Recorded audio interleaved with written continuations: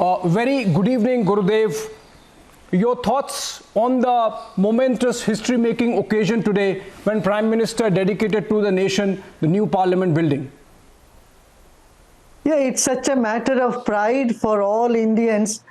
One would wonder why didn't nobody think about having a new Parliament building all these years, isn't it? And it's such a vision of a Prime Minister and making it as a piece of art and piece of monument, and reinstating the Sengol there, which people would have enjoyed all these years, which was set somewhere in some museum in Allahabad, and the pride of the country that it is the oldest democracy and largest democracy of the planet, and having these symbols of democracy is such a great moment for the people of the country.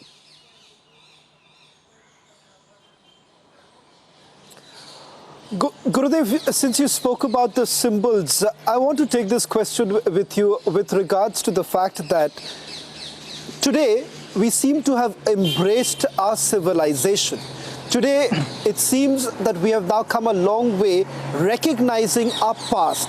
All this while, it did appear, Gurudev, that we were very squeamish in accepting our past, accepting our civilization, accepting our history. Do you believe that today the Parliament basically is a reflection of our civilization? Absolutely. Today it seems it's a new chapter in our history, that we have gone back to our roots. We have recognized the glory of India and its culture and civilization. We are no more shy about it, and this would instill a lot of confidence. Unless you honor your own roots, your self-esteem will take a beat. So this is a very good way to express to the world that, India is very proud of its own culture and civilization. Yes. Gurudev, you also in your first answer mentioned about the Sengol and the fact that it was found in an Allahabad museum, now Prayagraj, and now finally restored to its rightful place. What, according to you, the restoration of the Sengol or the placement of the Sengol at the seat of power inside Parliament signify? The Rajdand, the Dharmadand in the seat of power. That is justice for all, freedom for all, and dedication to the nation, equality. These are what the Sengol stands for, equality and justice. And I'm so glad that these symbols are back in the rightful place where it belongs to.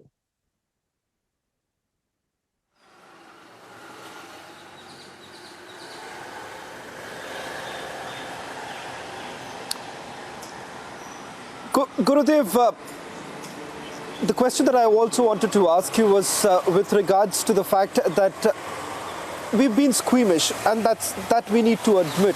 But why have we been so very reluctant to admit that our glorious past is what makes us so very strong and also helps us to pave way for our future? Well, Mr. Sen, this is what I have been asking everybody. This is the question I have been asking for the last 42 years. I've been asking our youth, why you be so squeamish about it? Whether it is dress, food, or name, we must be, proud of about heritage. Unless you honor your roots, you can't grow in your confidence and you can't progress in your life. And today, the youth of this country are very much interested in the history. They are interested in philosophy. They are interested in spirituality. It's our soft power. The world over today, people are learning yoga and meditation. There was a time when people thought these are all not for cultured, civilized people. This must be for some freak element somewhere. ये किसी के लिए ऐसे समझते थे, अपने लिए नहीं. इस तरह का भाव था. But today that is changed. Everyone is benefiting by the practices of yoga, meditation. They are very proud of the culture, the music, dance, customs, traditions. So India is a mosaic of so many different cultures, traditions. And I know all these adinams from long time because many of their temples are being run by the priests who study in our schools. And I tell you, they're so happy today, and they have been given such a recognition. The Dharmapuram Adinam, the Madurai Adinam, Tiruvadurai Adinam, these Adinams, they have been holding on to the tradition for last 2,000 years. And they have been the inspirer of righteousness. And some people say, oh, they're all Brahminical. That's not true. They are from all different castes. They're not just upper class, lower class. This sort of distinction was never there in the Adinams. Adinams always embraced everybody. That's the beauty of the Shaivite tradition. They do not distinguish between various castes, upper caste, lower caste, nothing of that sort. It's such a beautiful tradition of righteousness, of dharma, and of nyaya. And this is so nice to see that Prime Minister honored all these adinams, and he met with him. For the very first time, they have entered the Parliament building, and also proud of, what they have been honoring all their life. Yeah. Yes, Gurudev, my next question is, because you mentioned the role of Adhinams, unfortunately we have seen out of ignorance, even those getting attacked along political lines, bringing in the caste element. A religious ceremony marked the consecration and the installation of the Sengol earlier in the morning with the Prime Minister participating. But some people have objected to that because they say that it's not in the spirit of secularism as we practice. Now, you were mentioning that this is India's soft power. The world accepts yoga and other aspects of India's spiritual traditions. And here are a set of people in our country who have problem with that. How do you respond to that? Well, see, secularism does not mean that you ignore a tradition or you downplay your own traditions or, you insult your civilization. No, that's a wrong understanding. And see, for the opening of Parliament, there was prayer from all the religions. I saw our Lokesh Muniji, chanting from Jain tradition. And there are Christian priests, there are Sikh priests, there are priests from Islam, the Imams were there. So, सर्वधर्म समभाव का मतलब ये नहीं है कि secularism का मतलब ये नहीं कि किसी धर्म को नजरअंदाजा कर दो या उसको इग्नोर करो, ये नहीं. तो ये सही हुआ है. भूमि पूजन और इनॉग्रेशन, ये सब जो है पुरातन पद्धति से चली आ रही है और उसको रेस्पेक्ट जरूर देना है. और secularism means honoring all, and in the right spirit every religious leader was invited and they all gave their blessings. Faith-based organizations are also part of democracy. You cannot ignore one section of democracy. That to our country,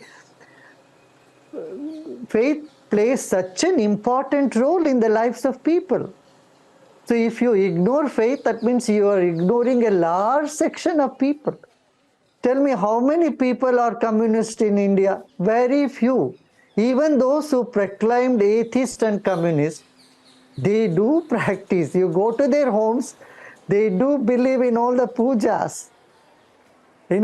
Every politician, a political party has some or other form of rituals. They honor, they respect, but only in privacy. It's, for the first time, Prime Minister has openly come out with this, and Gurudev, it's not no double standard here. That's a very, very important example for people to see and follow. See, you can't have something inside and do something outside. You can't call yourself atheist and practice religion, when it comes to your problems and your issues. So let us admit, let's not go on a blame game. Let us admit, let's feel proud of all different traditions. Shaivite tradition is very different from other traditions in India, and we are honoring all the traditions, whether Jainism, Buddhism, Christianity, Islam. Every religion has found a place in India, and they're all respected. No appeasement of anybody. That is what has been in our constitution. If they say that way, you see the constitution of India. In the very constitution of India, there are pictures of all our, ancient rishis, munis, and then Ramayana, Mahabharata. All these pictures are there. Of our epics are in our constitution. Then you can say our whole constitution is non-secular. How can that be? Baba Sahib Ambedkar has given a place for everybody. And the constitution, the first constitution written, in that itself there are pictures of all this, even Shiva and Rama, Krishna, and everybody there.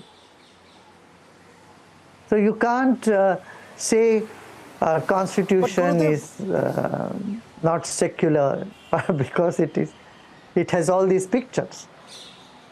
I mean, this misnomer should go, and I'm glad with this new trend and accepted by the leaders of society, acceptance of our tradition, it will make a big difference in the whole population. Yeah.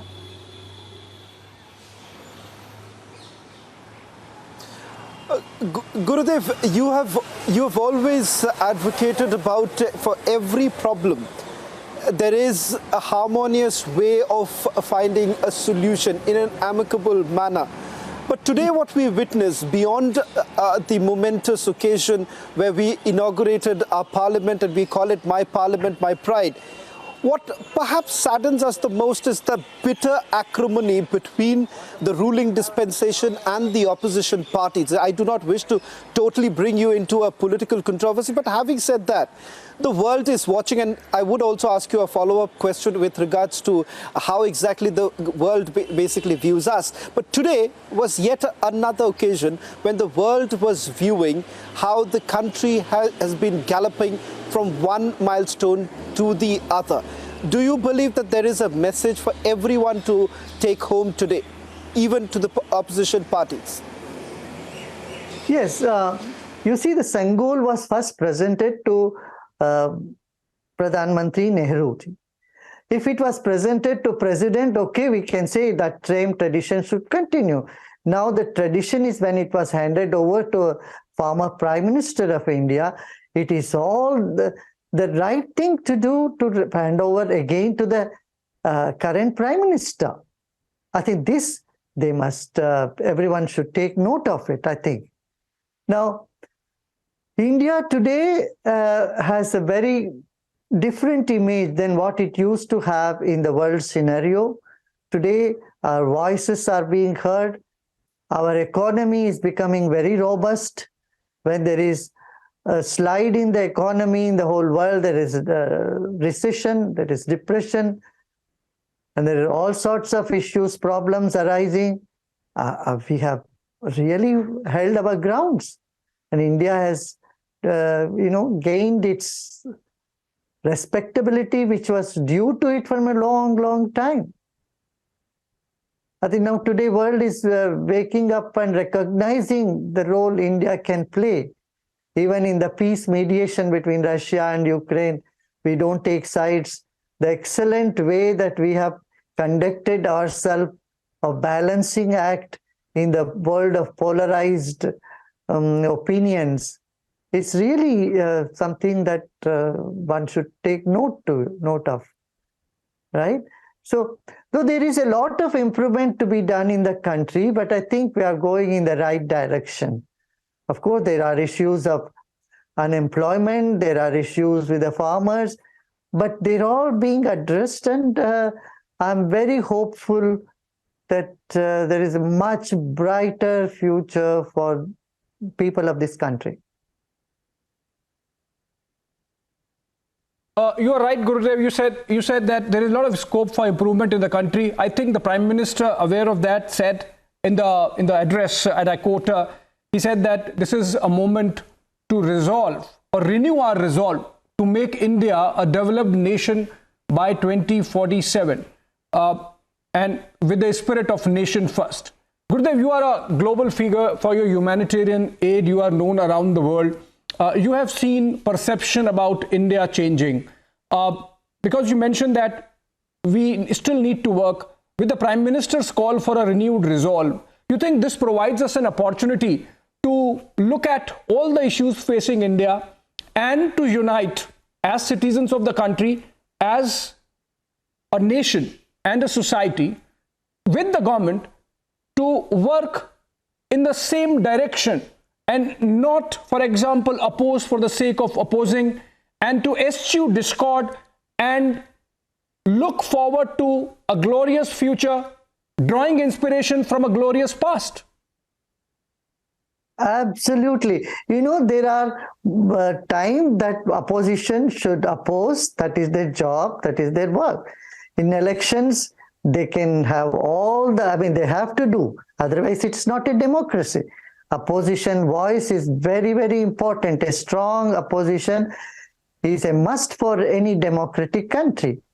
Having said this, I would say there are occasions where everyone should come together and celebrate.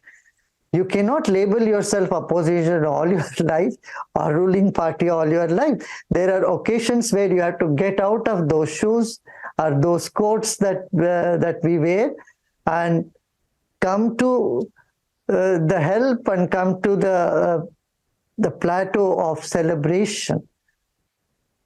Because as far as the development of a nation is concerned, everyone has a role to play. Opposition has a role to play. The ruling party, of course, has the responsibility.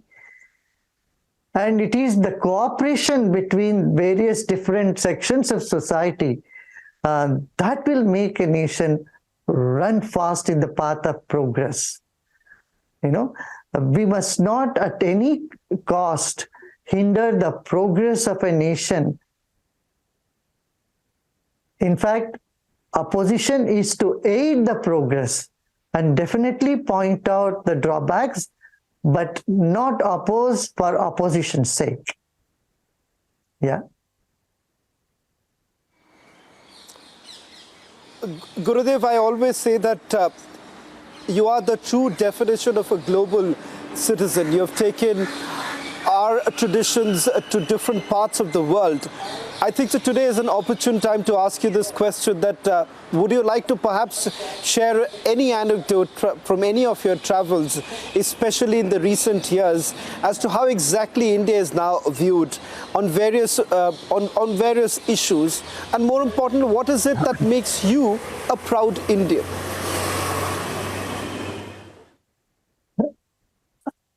Listen, in the world, everywhere, in any parliament or in any oath-taking ceremony, there is a part of it that is coming from their traditions. For example, in US also, the presidential elections, the head priests come and they give their oath, they say their prayers, and though there are democracies in Scandinavian countries, still there is certain rituals, certain royalties that they continue their tradition. So India being the most ancient nation on the planet should have its own, ceremonies. So there are certain rituals that are just part of human society. People cannot do away with rituals. Even if it is some club, social clubs like Lions Club, Rotary Club, and all these socialite clubs, they have certain rituals. They ring the bell, they do certain things. So we should, of course, the minimum ritual is essential. We cannot be drowned in the rituals, number one. Second is, India is very proud of its, on 7 different fields, I would say. One is its spirituality, yoga, meditation, Vedanta, this philosophy. Number 2, India can be very proud of its diversity. We have so many diverse languages and cultures, arts and, fine arts and that one. Then we have the jewelries and clothes. Even today, the clothing from India is going around the world. And then we have IT industry. We are knowledge-based society, knowledge-based country. Then we have tourism. And then we have cuisine. So many different varieties of food, India has. Perhaps no other country has so many varieties like we have in India. And then we have tourism. We have the snow-clad Himalayas, and we have warm beaches of Kerala. Tell me, all this richness of nature that you can find in one country is quite rare. It's quite, it's amazing. And on top of it, people who have such deep-rooted value in ahimsa, in human values. That's what makes everyone very proud of your human values. Yeah. Right. Good. Thank you so much, Gurudev Shri Ravi Shankar. As always, calming, soothing, and all-inclusivist in his approach on this very important day when the opposition has sought to embarrass the government with certain churlishness. Thank you so much, Gurudev Shri Ravi Shankar, for joining us today, this Sunday afternoon. Namaste. On that